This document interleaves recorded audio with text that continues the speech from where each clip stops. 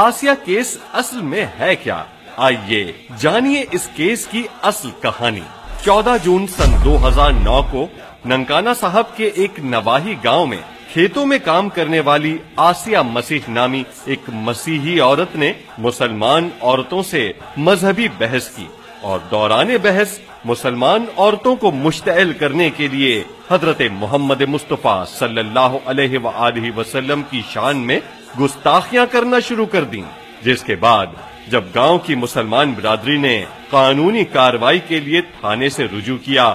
اور 5 دن کی مسلسل جد و جہد کے بعد 19 جون سن 2009 کو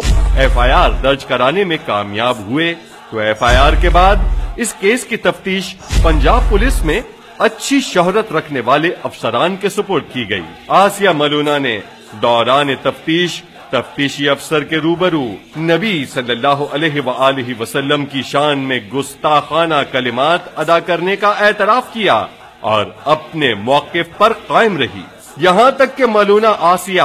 سیشن کورٹ میں بھی اپنے گستاخانہ بیان پر قائم رہی، جس کی بنیاد پر 8 نومبر سن 2010 کو سیشن کورٹ نے آسیہ ملونہ کو گستاخی رسول کی مرتکب قرار دیتے ہوئے اسے پھانسی کی سزا سنا دی۔ جب عدالت نے گستاخ رسول آسیہ مسیح کو ثبوت و شواہد کی روشنی میں سزائے موت سنائی تو اس وقت کا گورنر پنجاب سلمان تاثیر جیل میں آسیہ ملونہ سے ملاقات کے لیے پہنچ گیا اور آسیہ ملونہ سے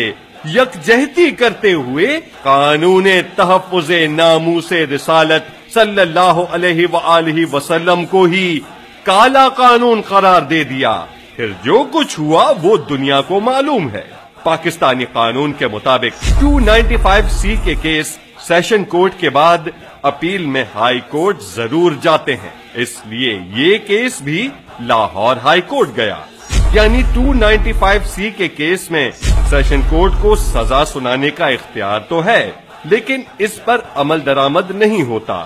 اور وہ آٹومیٹک اپیل پر ہائی کورٹ چلا جاتا ہے۔ لہٰذا اس کیس میں بھی آسیہ ملونہ نے ہائی کورٹ میں اپیل کی اور کیس میں پیش کردہ شواہد کی روشنی میں لاہور ہائی کورٹ نے بھی آسیہ ملونہ کی سزا کو برقرار رکھا۔ قانون کہتا ہے کہ اگر کوئی جج غلط فیصلہ دے تو اس کے خلاف ریفرنس دائر کیا جائے۔ اب سوال یہ ہے کہ اگر جج نے آسیہ ملونہ کو غلط سزا سنائی تو جج کے خلاف ریفرنس دائر کیوں نہ کیا گیا؟ لاہور ہائی کورٹ نے اپنے فیصلے میں لکھا کہ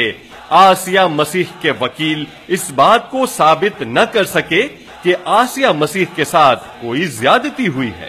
یہ کیس پہلے سن 2017 میں سپریم کورٹ کے پاس گیا اور سپریم کورٹ کے ایک جج نے مغربی ممالک کی لابیوں کے دباؤ کی وجہ سے اس کیس کی سماعت کرنے سے ہی معذرت کر لی، یوں یہ بینچ ہی ٹوٹ گیا۔ اب یہ کیس دوبارہ سپریم کورٹ میں سماعت کے لیے مقرر کیا گیا ہے۔ مسئلہ یہ ہے کہ عیسائیوں کا پوپ اور بعض مغربی ممالک آسیہ ملونہ کی رہائی کے لیے پاکستانی عدالت اور حکومت پر دباؤ ڈال رہے ہیں۔ امریکہ اور یورپی ممالک آزادی اظہار رائے کی آڑ لے کر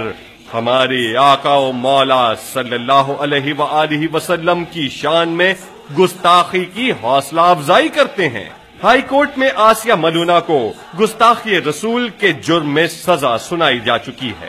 اب اگر آج اسے چھوڑ دیا گیا تو ملک میں انارکی و افراتفری پھیل جائے گی اور عدلیہ سے عوام کا اعتماد ختم ہو جائے گا، جس کے بعد کہیں ایسا نہ ہو کہ لوگ قانون ہاتھ میں لے کر خود ہی گستاخان رسول صلی اللہ علیہ وآلہ وسلم کے فیصلے کرنے لگ جائیں۔